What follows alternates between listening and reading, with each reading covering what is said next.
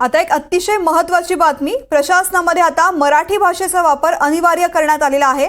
मराठी भाषा धोरणाच्या शिफारसींची अंमलबजावणी करण्याबाबत शासन निर्णय जारी करण्यात आलेला आहे। महत्त्वाची बातमी आता आपण पाहतोय, आता प्रशासकीय कामामध्ये मराठी भाषेचा वापर अनिवार्य करण्यात आलेला आहे। मराठी भाषेच्या धोरणाच्या शिफारसींची अंमलबजावणी करण्याबाबत शासनाने हा निर्णय जारी केलेला आहे। याआधी सर्वांसाठी इंग्रजी भाषा महत्त्वाची होती आणि प्रशासनाचा कारभार सुद्धा इंग्रजी भाषेमध्ये चालायचा, मात्र आता प्रशासनासाठी मराठी भाषेचा वापराचा निर्णय सुद्धा अनिवार्य करण्यात आलेला आहे। मराठी भाषा धोरणाच्या शिफारसींची अंमलबजावणी करण्याबाबत शासनाने हा महत्त्वाचा निर्णय जारी केला आहे। प्रशासकीय कामामध्ये आता मराठी भाषेचा वापर अनिवार्य असणार आहे, त्या संदर्भातला निर्णय घेतला गेलाय।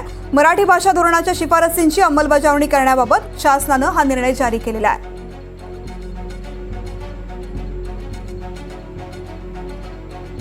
प्रशासनाच्या महत्त्वाच्या निर्णयासंदर्भातली ही बातमी आता आपण पाहतोय। इथून पुढे मराठी भाषेचा वापर हा प्रशासनासाठी अनिवार्य करण्यात आलेला आहे। मराठी भाषा धोरणाच्या शिफारसींची अंमलबजावणी करण्यासाठी शासनाने हा निर्णय जारी केला आहे।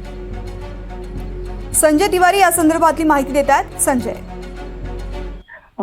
तृप्ती, मराठी भाषा धोरणातील ज्या शिफारशी होत्या त्यांच्या अंमलबजावणीबाबत आजच 3 फेब्रुवारीला हा जो GR आहे तो काढण्यात आलेला आहे आणि यातले महत्त्वाचे बिंदू म्हणजे आता प्रशासनात मराठी भाषेचा वापर अनिवार्य करण्यात आलेला आहे। म्हणजे कोणत्याही कार्यालयामध्ये अधिकारी किंवा कर्मचारी जर मराठीत संवाद करत नसतील, उत्तर देत नसतील तर त्यांच्या विरोधात शिस्तभंगाची कारवाई होऊ शकेल, तक्रारी करता येऊ शकेल आणि त्यामुळे आता मराठी भाषेला कुठेतरी प्रशासनामध्ये वापर करण्याच्या बाबतीत एक महत्त्वाचं पाऊल आज महाराष्ट्र सरकारनं उचललेलं आहे असं आपल्याला म्हणता येईल। आणि याद्वारे जसं आपण आज बघितलं, मराठी भाषेत संभाषण जर करत नसेल तर शिस्तभंगाची कारवाई होईल या भीतीने तरी आता अधिकारी आणि कर्मचारी मराठीचा वापर करतील आणि त्यामुळे प्रशासनाची जी आपली राजभाषा आहे मराठी, त्याला कुठेतरी सरकारी कार्यालयामध्ये योग्य तो सन्मान मिळेल अशी अपेक्षा आहे।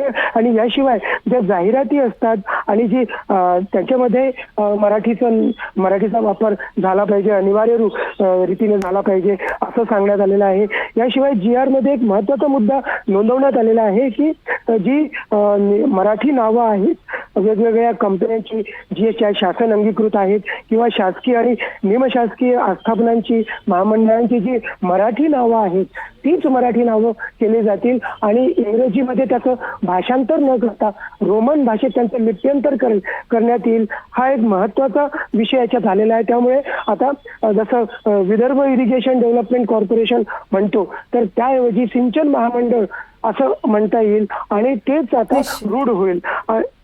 जी निश्चित संजय, मराठी भाषेला अभिजात भाषेचा दर्जा मिळालेला असताना प्रशासनाने हा घेतलेला निर्णय अतिशय महत्त्वाचा आणि स्वागतार्ह आहे। धन्यवाद संपूर्ण माहितीसाठी।